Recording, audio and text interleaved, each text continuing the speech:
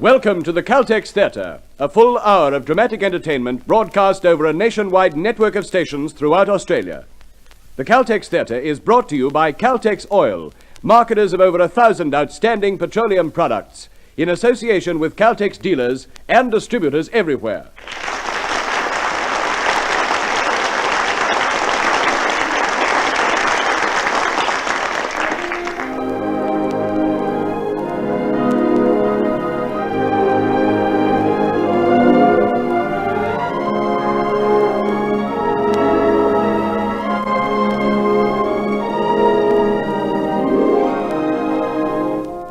Tonight in the Caltex Theatre you will hear A Tune for a Trumpet, a bright and topical comedy of an aristocratic English family who, like many of their class, beset with crippling taxation, are engaged with the problem of making their stately home pay dividends.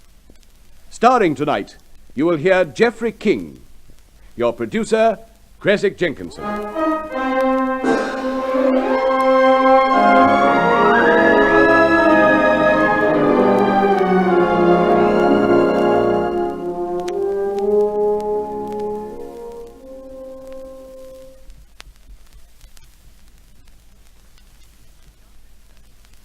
The Caltex Theatre presents A Tune for a Trumpet, Act 1.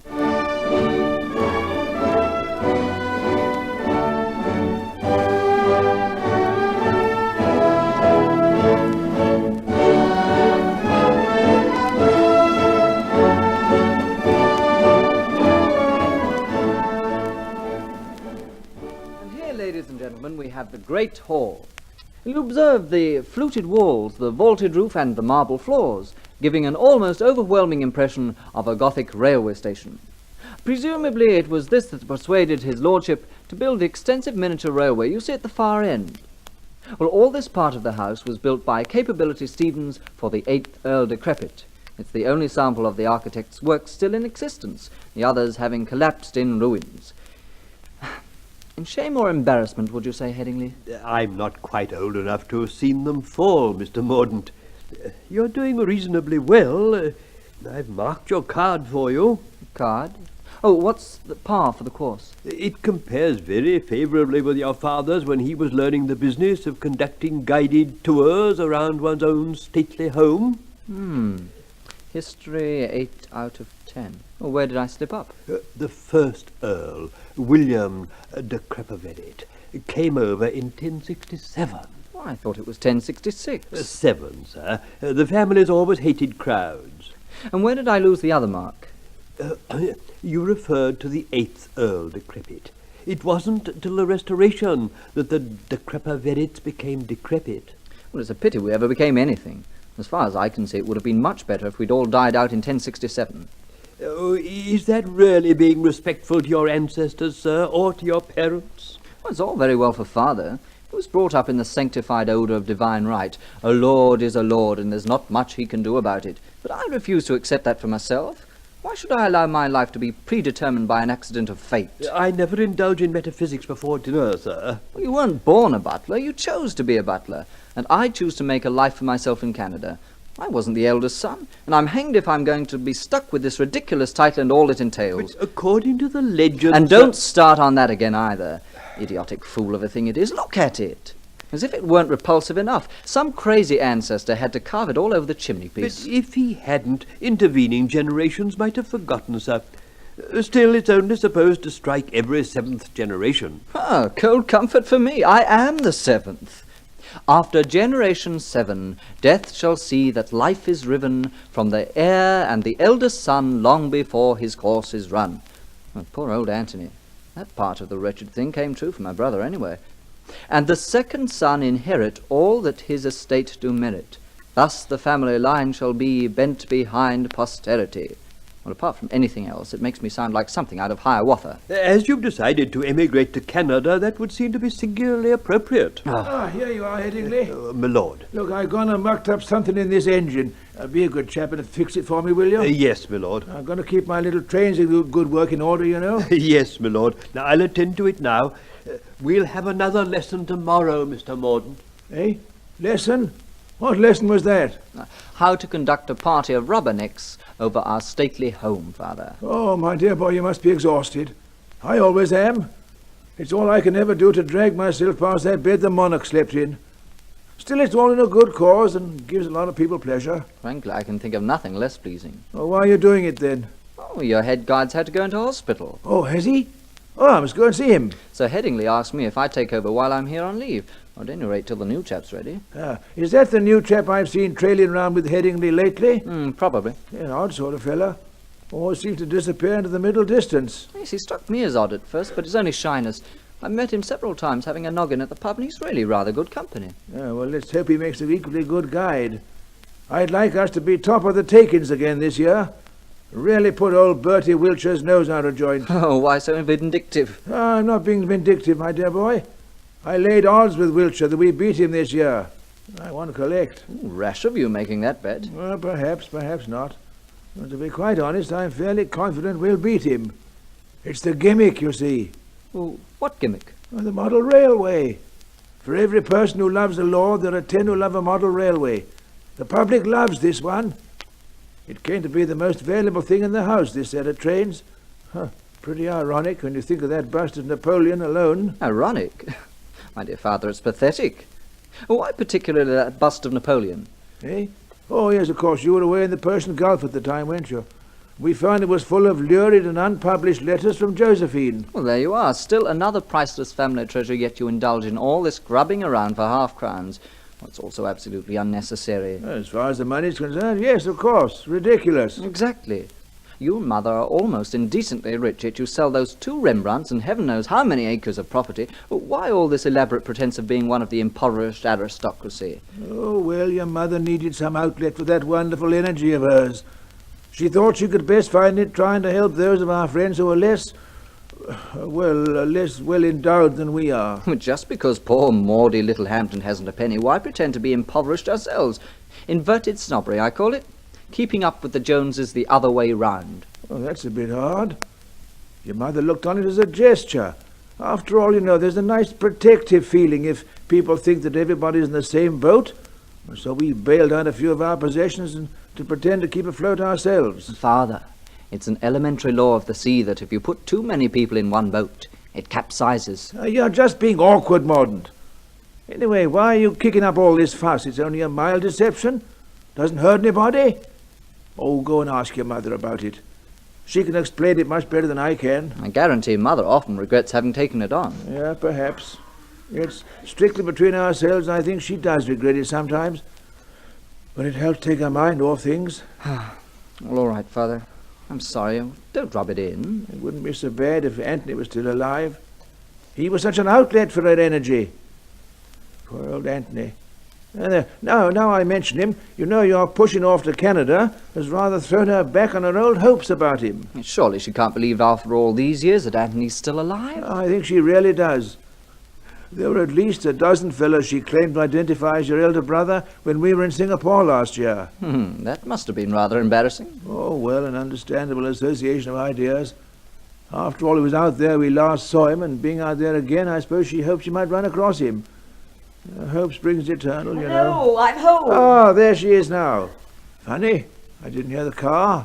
Headingley, I'm terribly sorry. Haddons were right out of prawns. Oh, hello, darlings. Hello, my Hello, my dear. It was good of you to try, my lady. Well, I know how you love them, and I hate disappointing you. Oh, these parcels. Thank you, my lady, but I'm not at all disappointed. The last thing I want now is a prawn. Would you care for some tea? No, thank you. I had some before I left town. Very well, my lady. Well, I must say I'm glad to be home.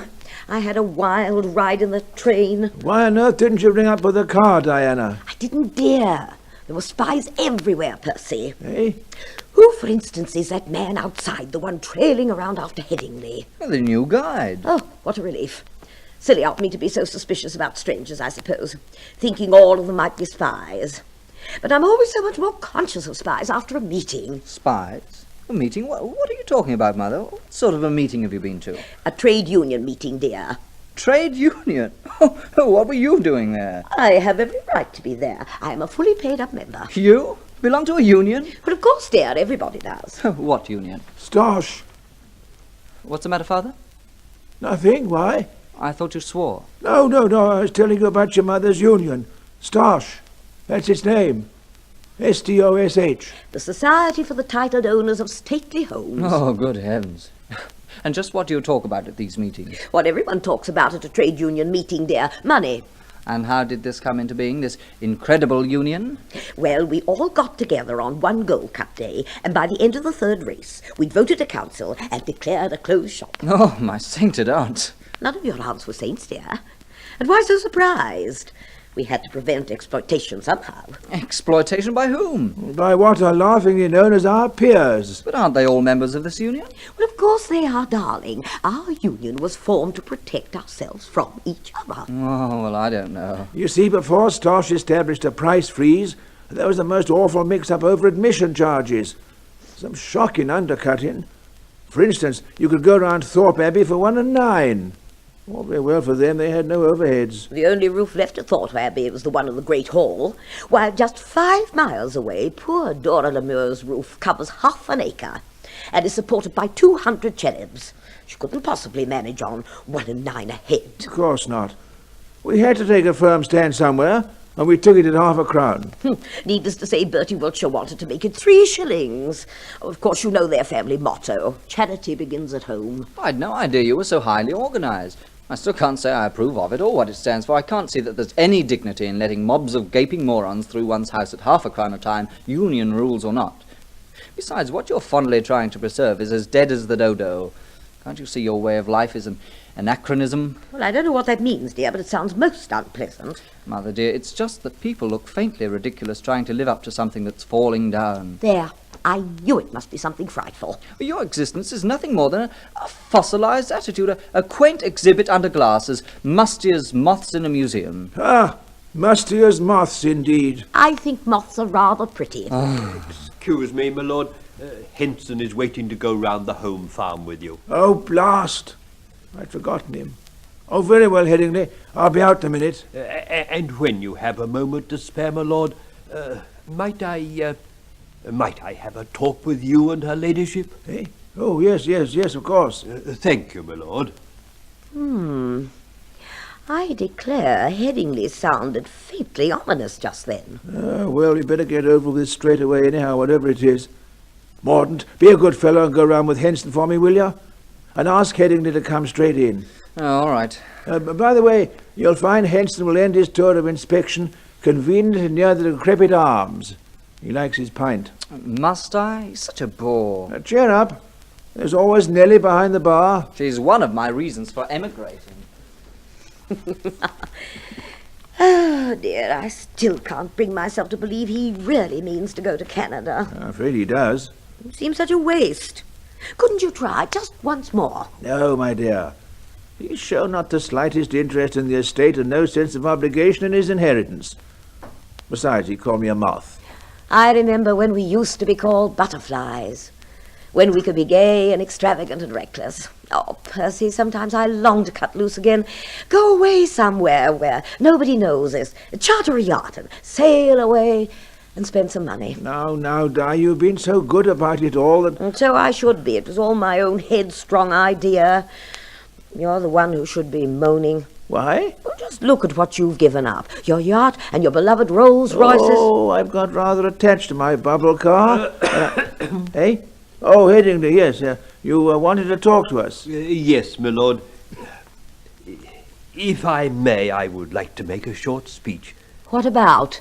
Myself. Oh, good heavens. No, I realize it's a little unusual, my lord, but then this is an unusual occasion. In fact, it's unique.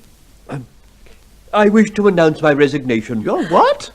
Headingley! My lord, my lady, this time next month I shall have been with the family 54 years. At the end of the month I shall leave its service. When your late grandfather was travelling to that bourne from which no traveller returns, in spite of subsequent rumours about the West Wing, his lordship left me a bequest. Since then, investment and development have paid considerable dividends, and it's through these dividends that I shall see you are both provided for. If your solicitor would care to get in touch with mine, they can discuss the terms of your annuity. An annuity? Oh, Percy! Oh, for heaven's sake, say something to him. How can I when I'm speechless? Well, Oh, dear. Headingley, it's really very sweet of you. It was such a kind thought, wanting us to have this annuity, but we can't possibly accept it. Milady... No. On the contrary, you must allow us to give you something. To add to your little nest egg. Right, Percy? Yes, indeed. And whilst we shall be very sorry to see you go, if that's what you really want, well, naturally we can't stand in your way, and... Oh, dear, all this is most unexpected and alarming. I regret the fact that you're alarmed about my departure, milady, and I insist on you accepting my annuity. But Headingley... Well, we can work all that out later. Let's not get in too much of a twit about things at present. I must say, though, it's very good your investment paying off so well, old chap. I'd no idea grandfather gave you a bequest. What on earth was it? I put your grandfather to bed one night, my lord, when he was incapable of getting there by himself. And the next morning he insisted on my having some reward, so he gave me a small piece of Australia. Australia? Well... Quite, my lady. I have already arranged for a Mr. Smith to take over my duties. With your permission, my lady, I will introduce him to his duties during my last month of service. Oh, yes, by all means. Thank you, my lady. Thank you, my lord. Percy, what on earth are we going to do? Somehow or other, talk him out of making us this annuity, bless his old heart. And get used to this fellow Smith, whatever his name has been around the place, I suppose. Yes. Place won't seem the same when Headingley isn't there. It'll all be so different. What's the matter with you two? You look as though you have all the problems of the world on your shoulders. Well, we have, more or less. You've been quick, haven't you, Mordaunt? Doesn't the home farm exist anymore? Oh, Henson said he'd rather wait and go round with you tomorrow. Oh. I say, what is the matter with you? An epidemic has hit us. First, you're off to Canada, and now Headingley's off to Australia. What? Headingley, he owns half Australia. Huh? We haven't quite grasped it ourselves yet, Mordaunt. All we know is that Headingley's resigned. Good Lord. Hey, but what's this about Australia? He owns it. Oh, Di, dear, please. Now, we mustn't let this unsettle us too much. Well, I am unsettled. I'm extremely unsettled. Headingley going down under, Mordaunt going to Canada. Mordaunt, while I think of it, you haven't any horrid little scheme of sneaking off to Canada while I go to Scotland next week, have you? Of course not. Canada's such a long way away, and goodness knows when we shall see you again, dear. How long are you going for? And darling, I'm emigrating. Yes, I know, so's everybody else.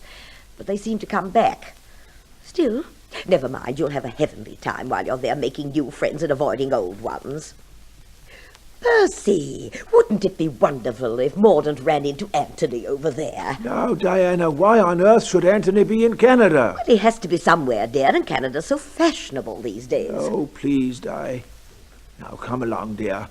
We'll go for a nice walk in the garden and get everything worked out step by step. Canada and Australia, Mordaunt and Headingley, Anthony, everything. Anthony. Could have been more than 7 last time I saw him. Well, probably wouldn't recognize him if he walked into the room now. Excuse me, sir. Oh, yes, sir. Smith, isn't it? Yes, sir. Mr. Headingley asked me to bring in the afternoon's mail. Oh, thanks. Smith? Sir? You know, I can't help feeling I've seen you somewhere before. Somewhere away from here. Would that be, sir? Possibly, sir. Odd. Can't quite place your face, though. Oh, it'll probably come back to me sometime. Hope you like it here, Smith. I do, sir. Yes, very much. I hope now I'm here, I'll be able to stay for a long time. Oh, yes, of course. I'll just take these letters out to my father. Yes, sir. Still no recognition, Mr. Anthony? No, Headingley. Mordaunt always had a shaky memory for faces. You're still determined not to let them know who you are just yet? I'll tell them when the time's right. Ah, it is good to be back home, you know. I imagine so, sir. Yes, after your experiences over the last 20 years, Japanese prison camp during the war, the Australian police force afterwards, well, home must look so good to you now. I still can't help feeling it strange, though. Well, not wanting your parents and your brother to recognize you, and the fact that they haven't recognized you. I did.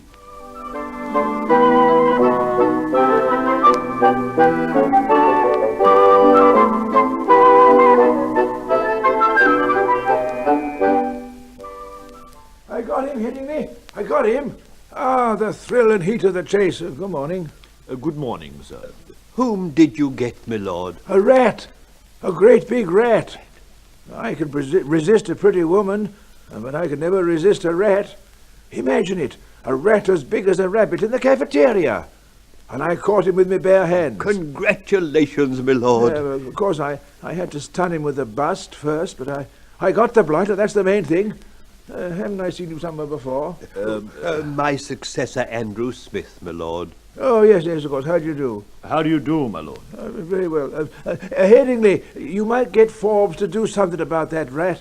I'm afraid he's rather squashed. Yes, my lord. My father used to stuff all the animals he destroyed, Smith. You've probably seen him in the gun room. Nowadays, everyone takes their photographs. But this one wasn't really looking his best. That's unfortunate, my lord. Yes. Well, I suppose her ladyship will be back soon, Headingley, eh? My wife's away in Scotland at present, you know, seeing her father off. He's going round the world while it's still there. Are you living in the village? Yes, my lord. With Mrs. Potter. Oh, yeah, dear old soul. You met Mr. Mordaunt, of course? Yes, my lord. Yeah, Mordaunt's the younger of the two boys. I had an elder lad. Yes, Mr. Headingley did. Nice boy. I was governing an outpost of Empire when he came out for a holiday. War was declared, so he stayed on with us, but then the Japanese invaded and carted him off. I suppose they thought he was old enough to be put to work for them. Poor little chap. Still, his mother thinks he's probably somewhere about. He never was much good at writing letters. Well, I think I'll have a whiskey and soda on the strength of killing that rat. Splendid effort on my part, even if I do say it myself, getting the better of the beast. I remember once when I was in India, and there I was face to face with a man-eating tiger.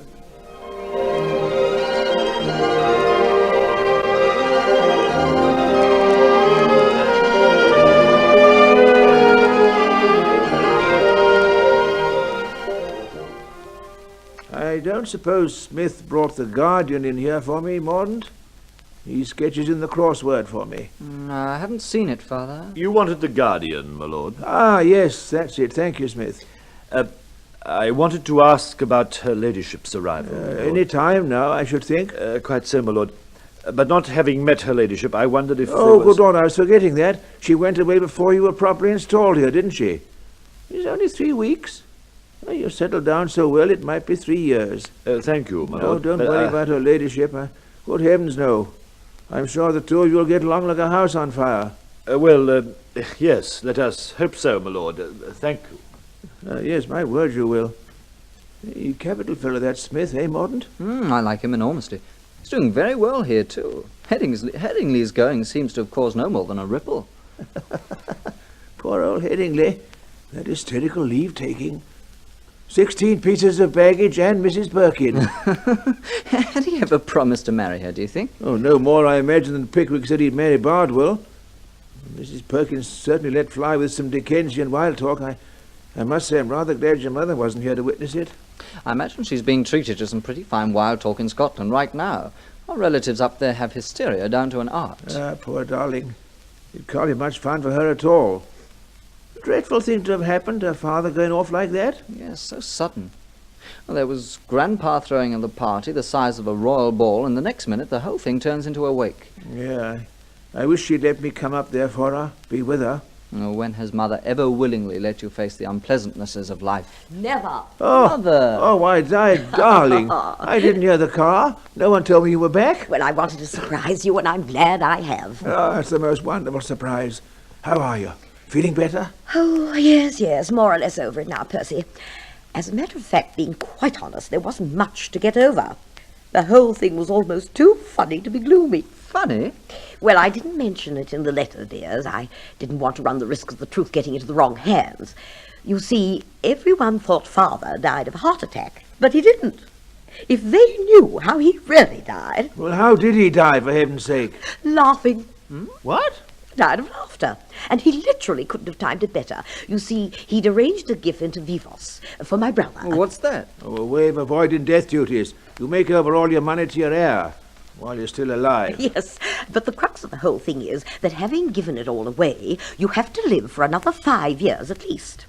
Well, we were strolling in the gardens when suddenly he smiled and said, "Di, what's the date?"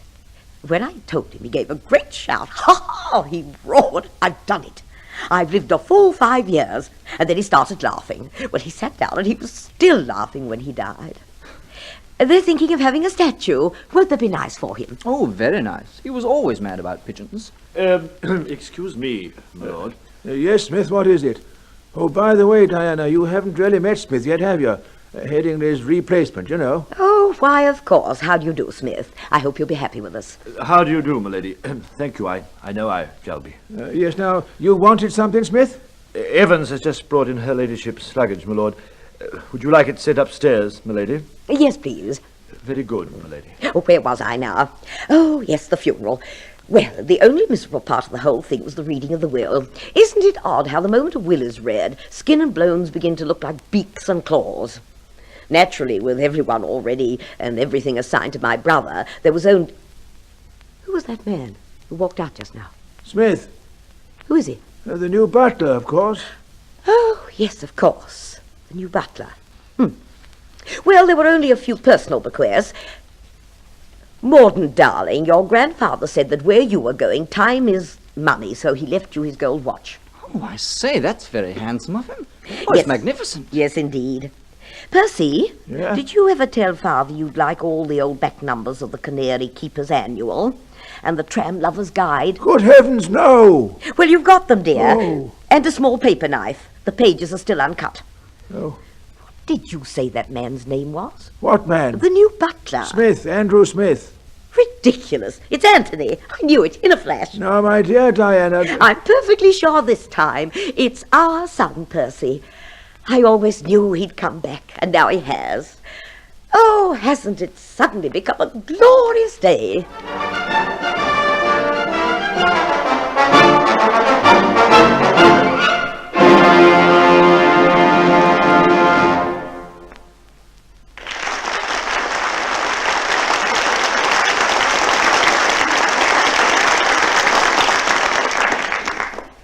And so the curtain falls on Act 1 of tonight's Caltex play, A Tune for a Trumpet.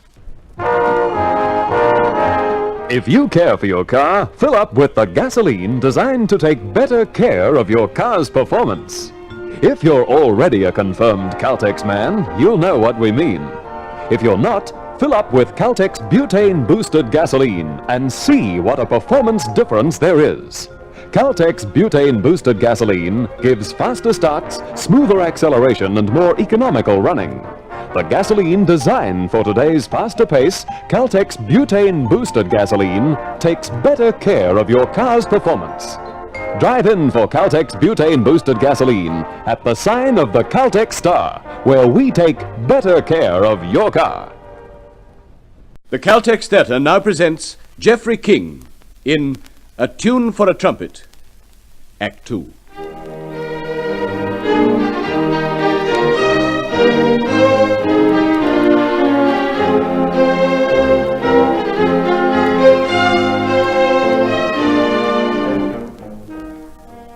Now, Di, really, you must not embarrass Smith by trying to make out he's Anthony. How could he be embarrassed? Because, well, he isn't Anthony. He's a butler, Smith, butler. Anthony. Di, dear, he's a rare treasure in these modern times, the perfect servant. He already manages to find anything I lose or drop or mislay. He even does me bending for me. Please, I beg you, don't unleash your maternal instinct on him. Just forget you ever thought he might be Anthony. Oh, all right, if you insist. Thank you, dear. I've brought tea, my lady. Oh, how thoughtful of you, Smith. Morden, come and sit down here and have some tea. Percy, you sit down next to me. Righto. Perhaps you'd be good enough to pour, Smith. Of course, my lady. Freddie and Rosie are going to Japan for Christmas. Hey? Such a charming country, I always think. Japan. Don't you always think, Percy? Who are Freddie and Rosie? Smith, have you ever been to Japan? Not recently, my lady. Oh, then you have been there. Who are Freddie and Rosie? Peter's cousins. Freddie's thinking of sending their son to one of those schools where they teach you not to learn anything. Where were you at school, Smith? Eton, my lady. Oh. Who's this Peter you're talking about? Maud's son. Smith, when you left Eton, what did you do? Unfortunately, my lady, it was during the war. I had no option but to do as I was told. Oh. Diana, my dear, don't you think that Smith, you might... You're not married, are you? Not at present, my lady, but I have been married 3 times. 3? Yes, my lady. Will that be all? Yes, that's all. Thank you, my lady. Oh, champagne. We must have champagne. What on earth are you talking about now? Percy, darling, I'm a grandmother. Rubbish! You're no more a grandmother now than you were when I married you. But you heard what he said, dear. He's been married 3 times. Oh, dear. Even 3 swallows needn't necessarily make a summer mother. I feel it deep down inside.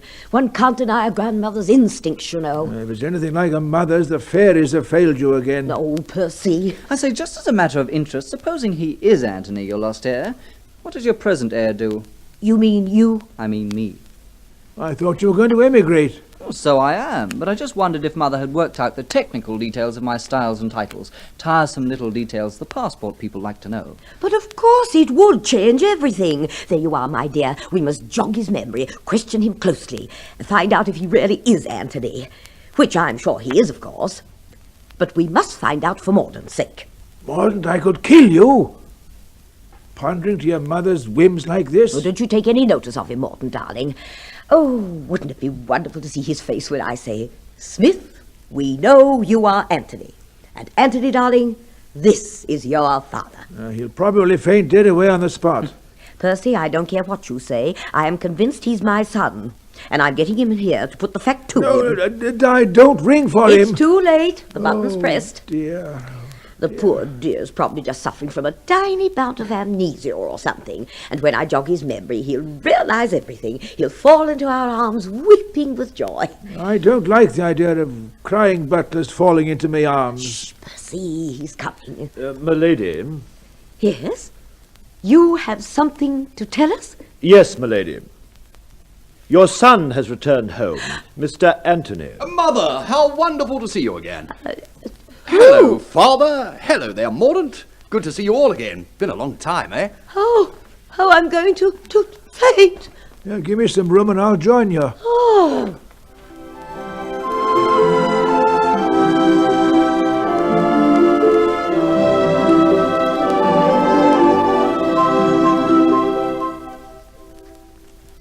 Oh, hello, Smith. You finished dinner early, Mr. Mordaunt? I couldn't bear another second at the table. Ooh, that brother of mine. Oh. If he is my brother, which I very much doubt. No brother of mine could be such a dreary creature. All his talk about the phenomenal business success he's been, how he's going to reorganize the place here. It may be a dreadful thing to say, but I wish he'd dropped dead. You're disturbed that you're no longer the heir, sir? Oh, good Lord, no. If he were my brother, I'd gladly relinquish everything. I don't want to be heir. But he isn't my brother. He couldn't be. Well, I'm sure everything will work out in due course, Mr. Mordaunt. Perhaps. I don't know whether Father's 100% convinced about him yet, but Mother... Yes, I think he's convinced Mother. Oh, you should see him in there at the table, lording it over everyone, making it quite clear what he's going to do and how everyone's going to benefit from it. Father, I must confess my first reaction when I came through the gates of this house last year... Last year? Did you say last year? I came on September the 21st and joined the conducted party around the house and grounds. But I was on duty that day. Quite so, Mother. You served me with a nutty crunch. Unfortunately, I had to throw it away. It was soft. As I was saying, my first feelings were of infinite sadness. Quite right. Nothing worse than soggy tuck. Percy. Sorry, Di, but I do find it funny. Your maternal instincts slipping up on a nutty crunch. Oh, go on, Anthony.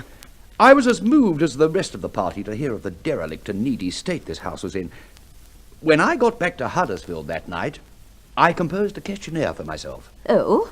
I've based my success in life on making out similar questionnaires, by following what I consider to be the strongest line of duty. And to what extent have you succeeded? Materially, to about £20,000 per annum. But spiritually, I realise I'm impoverished.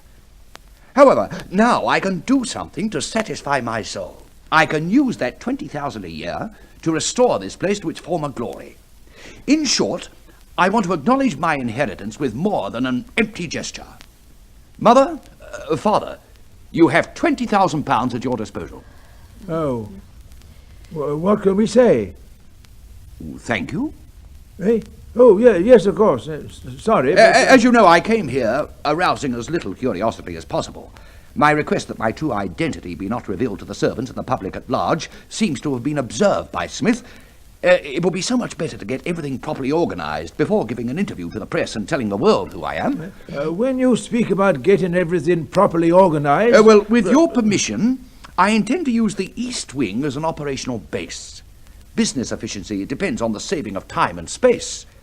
The waste in this house alone is appalling. Those dungeons, for example. Why hasn't anybody thought of growing mushrooms in them? I can't imagine. However, that's beside the point. Mushrooms are trifles. Truffles, dear, surely. Please, Mother.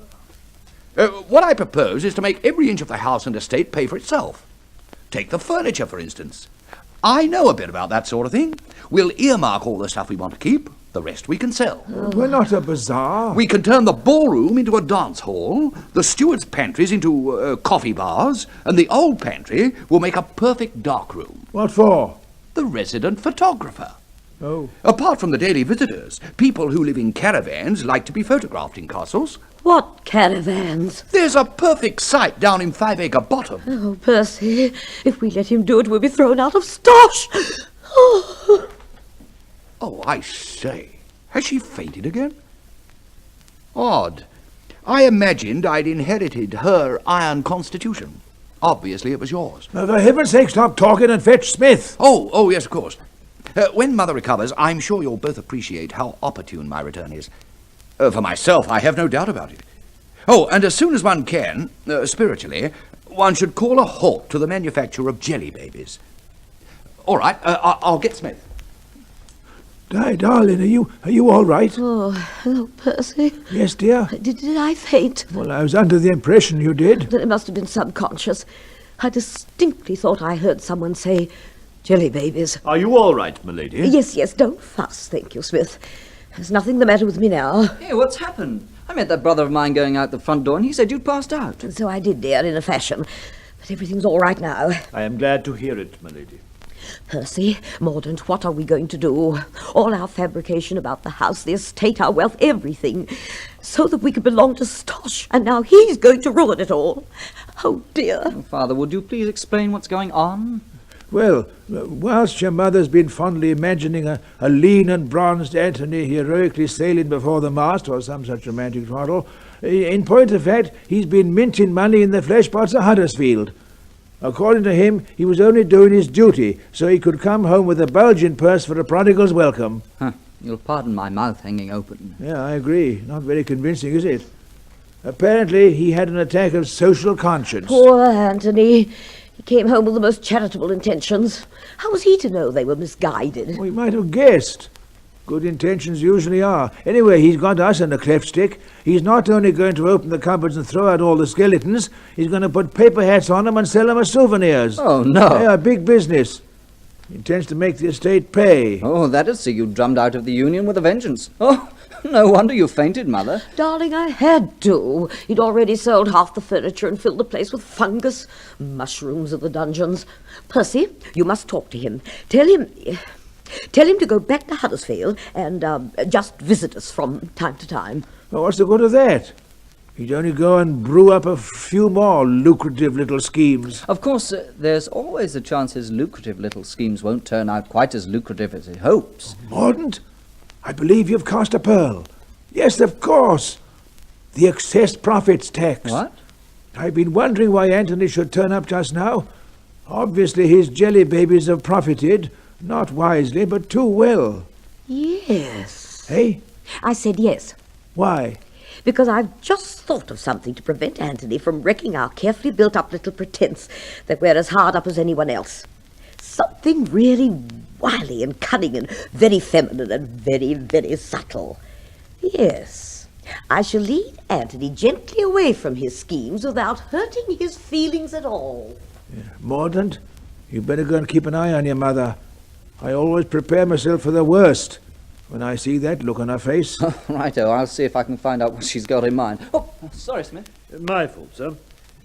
May I clear the things away, my lord? Yes, Smith, yes.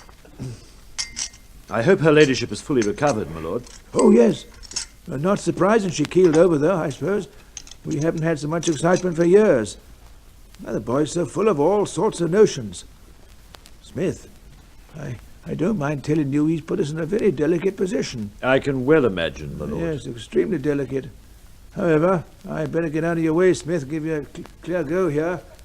Dash it all, why couldn't he have stayed in Huddersfield?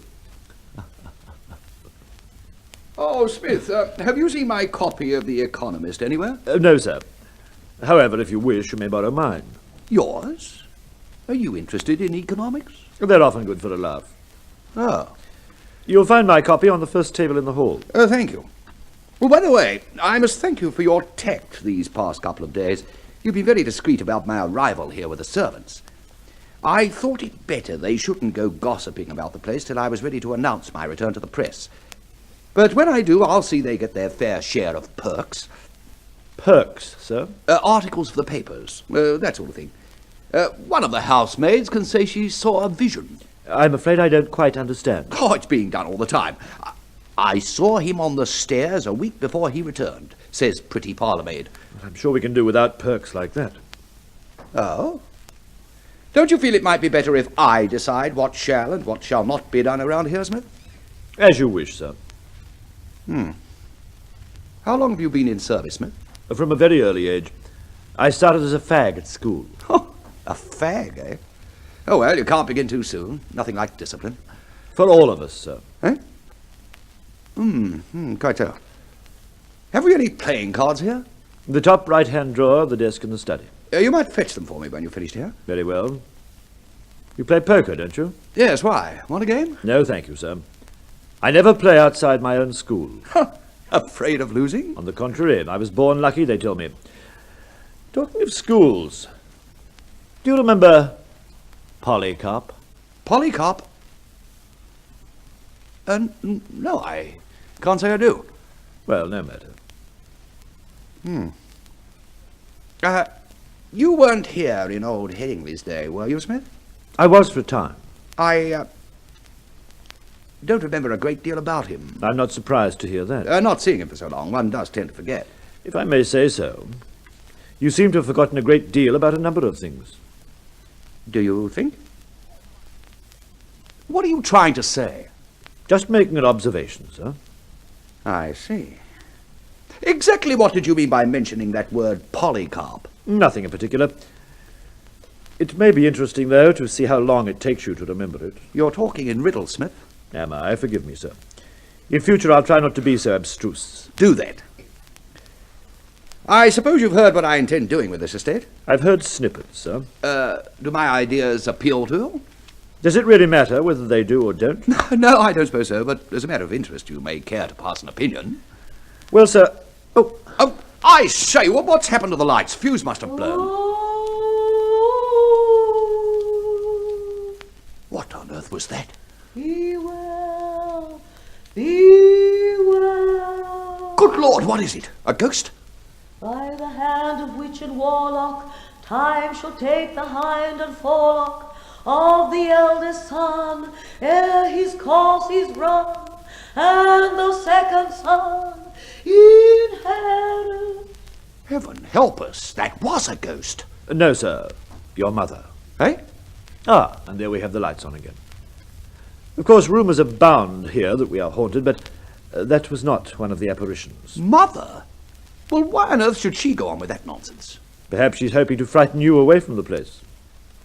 Why should she want to do that? She may feel your sudden return will disturb her life too much. How dare you say that? No? You ask for my opinion about your plans, sir. Her ladyship's ideas and mine match up reasonably well. If there was some way I could frighten you into leaving, I'd be tempted to try it. My mother is delighted over my return, Smith. And one more remark like that from you, and we'll see who leaves. I always believe in giving honest opinions, sir. Very well. So you may not have much faith in my plans at present, but I'm a tolerant man, Smith. Easy-going, one might even say. I'm prepared to overlook what you just said. Yes, you'll grow to like my ideas in time. It's essential you do, as a matter of fact. Why, sir? Because you're a very good butler, even if you are a little outspoken. You can be a great help to me. Yes, indeed. So we'll just forget that little contretemps happened, eh? Very well, sir. Yes, that's the way. You mentioned rumours about the place being haunted. Tell me more about that. Being away so long, I've forgotten all the legends. The West Wing is supposed to be haunted by your great-grandfather. Many people swear they've seen him. His presence is first announced by an echoing hiccup, after which the spectre comes lurching down the corridor, smelling of rum. Whew. And what happens then? He usually trips over his feet, falls flat on his face, and disappears. Oh, bad luck. Why, sir? Well, then he's not more fearsome. If only he'd clank some chains and let out some blood-curdling screams. That's the sort of thing the tourists want from a ghost, you know. They like to be scared. Oh, no, I believe there's nothing at all scaring about your great-grandfather. Doesn't he do anything more than pass out? If one should be standing before the spot where he collapses, he will attempt to tell one a few slightly risque stories, but he always forgets how they end and has to be prompted, which tends to take the gilt off the gingerbread, as it were. Oh, yes, shame that. I'll have to see what can be done. Maybe I could hire an actor to scream and moan as a ghost up and down the West Wing. And frighten your great-grandfather, sir? I'm sure his lordship would never stand for that. Smith, you're not trying to have a joke at my expense, are you? I wouldn't dream of such a thing, Mr. Anthony. The main thing is to get the papers talking about it. That ought to bring out the psychical research people. They're always worth some publicity. We must apply for a special license and turn the stables into bars. Oh, there's no end to this. The place is an untapped gold mine. And regardless of what effect it will have on the lives of his lordship and her ladyship, you're going to tap it, eh? Well, of course What do you mean, regardless of the effect it'll have on their lives? I think this nonsense has gone far enough now. Smith, I said I was prepared to overlook the previous occasion when you stepped over the line, but... But what? Confound you, you insolent... Sit down, friend. It's time you and I had a sensible talk. One word from me, Smith. Yes, that's all it needs. One word. Oh, I'm sick of this. Clear out. Go on. You have your notice. Pack your things and get out. I'll find someone else to replace you. I doubt it. However, you. I'm sure we won't have any trouble replacing you. What? How dare I've packed your suitcases. They're in the back of the car. You can leave immediately. What? And the car's at the side door to make it more convenient for you. No one should see you leaving from there. I'm sure you'd prefer not to be seen. Now, look here. I have. I wish you could see your face. What? We were talking about schools earlier on, you remember? Schools? Poker schools. I was reminding you how unwise it is, Arthur, to gamble outside your own school. Just what are you? In this school, Arthur, I hold all the aces. You haven't a chance. You're off your head. Where's my father? Your father died, didn't he? What? I seem to recall he died quite a number of years ago. Look, I don't wish to appear inquisitive, but can you prove that? As conclusively as I can prove that you're not Anthony Viscount Sequester. Your name isn't even Denton, is it? You changed it when you were expelled from Eton. By the way, I never caught up with the full story on that. You seem to think you know a lot about me. Were you at Eton? I was. With me? Yes. I don't remember you. As far as I recall, you were owing me 5 bob, a pint of champagne, and a tin of baked beans. Polycarp! What do you know about Polycarp? There were only 3 of us in that gambling club. That's right. You were Polly Doodle. Scratcher Poll was killed in France, and Pretty Poll was reported missing, presumed dead. Exactly. Only presumed. Anthony? Of course. Good Lord! But what happened? Where have you been? Oh, that's a long story, but not for now. I'll tell you some other time. But what the devil's all this butler charade? It's my way of trying to work my passage home. It gives me time to acclimatise myself to the family and the old way of life. Well, I'm blown. Oh, this is mad, the whole thing. It's superbly scatty mad. Well, what have I got to be so cheerful about? I've been stacking my chips for 2 years on this gamble. That's why I wouldn't play you. I told you I was holding all the aces. But whatever possessed you to try such an impossible gamble? You should know me, if anyone does. Just the gamble. A little bit of a risk, a little bit of luck, a lot of vanity. And you know, it wasn't all that impossible with you out of the way, as I thought. We were often mistaken for each other as boys. 20 years have made a few changes. I don't mind saying I think I've weathered them better than you, old boy. Perhaps. Well, of course, the game's up now, so I'd better take your advice and go for my life. Here. What's that for? The 5 bob I owe you. A tip for packing my things and getting the car ready. I'll hear that story of yours one day over a pint of champagne and a tin of baked beans. How quickly the mighty can fall. It's a shame. A beastly shame. Cheerio, old chap. Oh, Smith! Smith, have you seen my son? Which one, my lady? Mr. Anthony. Oh, Mr. Anthony. Well, he thought he saw a ghost walk in here earlier tonight. Oh, did he? And it gave him such a fright he packed his bags and rushed out of the house, swearing never to return. He's terribly afraid of ghosts. Oh, isn't that marvellous? I'm sure I know exactly what you mean, my lady. I say, who's gone off in a car this time of night? It's just gone whizzing down the drive like one of the bats out of the North Tower. It must have been that idiot Morden clowning about. He's gone. He's taken off into the night. Who has? Anthony. Good Lord. Well, of course he's gone. Men, what can you accomplish when there's a woman at hand? I organised his departure quite simply. All it needed was a little feminine guile. And I think I deserve a little party for being so clever. Let's have some champagne. I just happen to have an iced bottle and some glasses here, my lady. Smith, what would we do without you? I always make a point of having a bottle on ice. One should never overlook the possibility of burglars. I believe in approaching a burglar with a bottle of champagne. It's rather disarming. Oh, well, Mother, I can't imagine how you managed to get rid of him, but it'll give us a bit of a breather at least. Have you thought how you could reconcile him to Stosh? You'd never persuade him to be a member. The answer to that, dear, is quite simple. Stosh is bosh, and I can't think why I haven't said it before. Ashamed of the paucity of your wit, no doubt. I'm not trying to be funny, I mean it. That union is nothing but a great big bully, and I think it's high time someone stood up and said no. In the beginning it was a very good thing, but now it's gone beyond the bounds. It's much too bossy, and I refuse to be bullied any more. Don't you agree, Percy? Good Lord. Darling, why are you staring at Smith like that? Good Lord. There, you see, he hasn't been listening. He's probably tired. I'll talk to you about it in the morning, Percy. You see, Mordaunt, all we have to do is resign from Stosh. What could be easier? Anthony. Champagne, father. No, darling, that's Smith. Anthony's just gone. Champagne, mother. Thank you. Really isn't your father extraordinary? When I call you Anthony, he says you're Smith. And now I call you Smith, he says you're Anthony. I really don't understand him at all. I'm afraid he's getting old.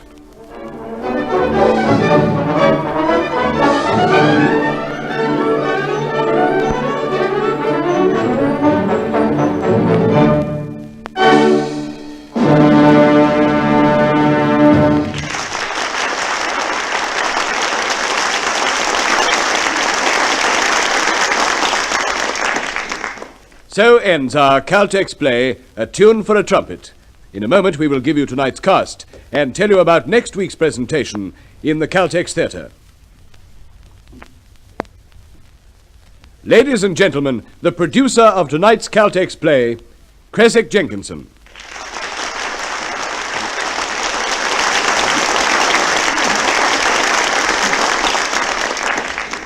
Thank you. A Tune for a Trumpet was written by Gwen Plumb and adapted for radio by John Crane. In the starring role you heard... I played Percy, the 6th Earl of Decrepit. This was Geoffrey King.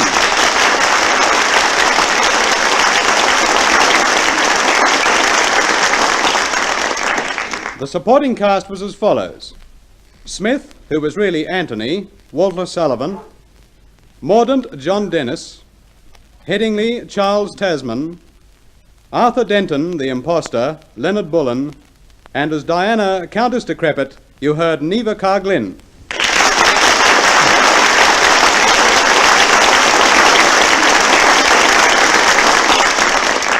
Thank you, Mr. Jenkinson.